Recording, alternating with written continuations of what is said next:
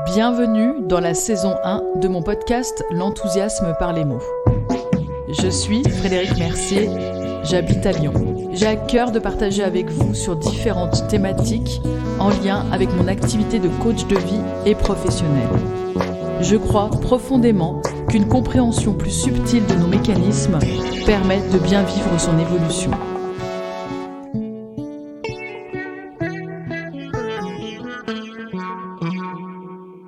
Bonjour à tous. Nous allons évoquer aujourd'hui le sujet du temps, sujet qui est au centre de nos préoccupations, de nos vies et de celles des autres. Le temps, c'est ce qui permet d'évaluer, de mesurer l'importance, d'avoir une limite dans nos vies, dans nos organisations. On peut même dire que finalement, c'est un outil.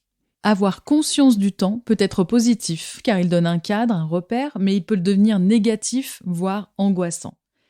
Nous sommes nombreux à être préoccupés, voire soumis par cette notion du temps. Qui n'a pas en tête le rêve ou finalement peut-être le cauchemar de cette fameuse Alice au pays des merveilles, poursuivie par le lapin blanc avec son gilet bleu? Vous vous rappelez ce personnage emblématique, une montre à la main, en répétant « En retard, toujours en retard ».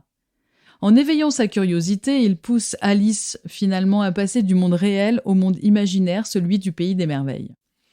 En se sentant en retard pour quelque chose qui paraît important pour soi, mais aussi pour les autres, la société, les normes, cela donne un sens finalement à notre action. Cela permet de bouger, parfois de se dépasser, de prendre des risques. Le temps agit alors comme un déclencheur. On retrouve bien là sa fonction d'outil. Alors finalement, qu'est-ce qui fait que nous sommes obnubilés par le temps si ce n'était qu'un outil ? Déjà parce que le temps, c'est notre vie, voire notre mort. On dit bien donner son temps, perdre son temps, prendre son temps. Donc on y met une intensité, une force et surtout, il nous appartient. Albert Einstein disait « Le temps est relatif ». Donc il y a bien un côté aussi scientifiquement prouvé de notre rapport au temps. Dans un même laps de temps, nos activités peuvent paraître un éclair ou très lent. Cela dépend finalement de notre perception et surtout de l'environnement.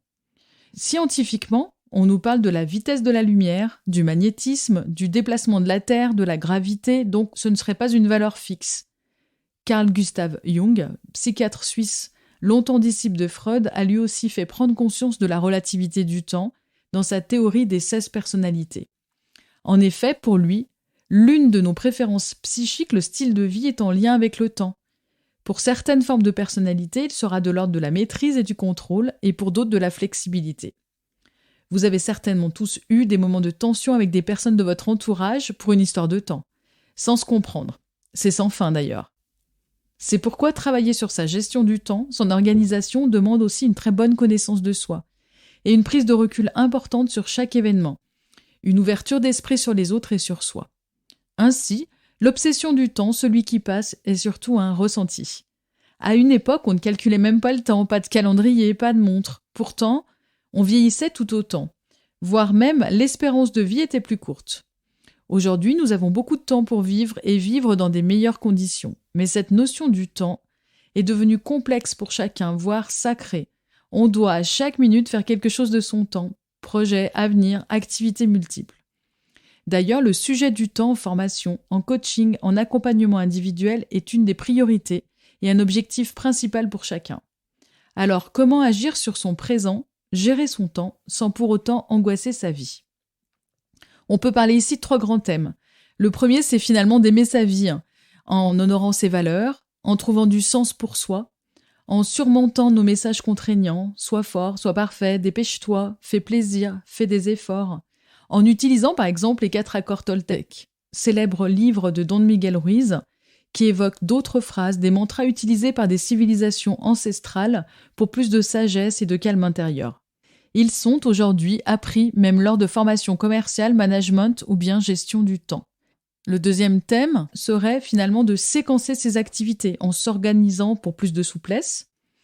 En effet, l'eau ne se répand pas quand elle est dans une bouteille, en mesurant la notion d'imprévu sans la craindre, en vivant chaque séquence dans l'instant présent et en limitant les projections négatives qui ne seront jamais l'exacte vérité, en laissant aussi place aux imprévus. Le troisième thème, éviter les parasitages qui agissent sur notre perception du temps et notre bien-être. Parasite souvent petit qui prend beaucoup de place.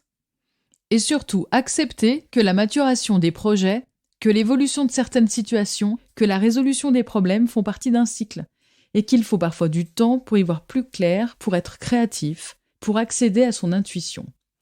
On parle de saison pour les plantes, les arbres, la nature en général. On accepte volontiers que certaines ne peuvent pas pousser, vivre dans certaines régions, qu'elles sont les plus belles et les plus fortes à certaines périodes de l'année.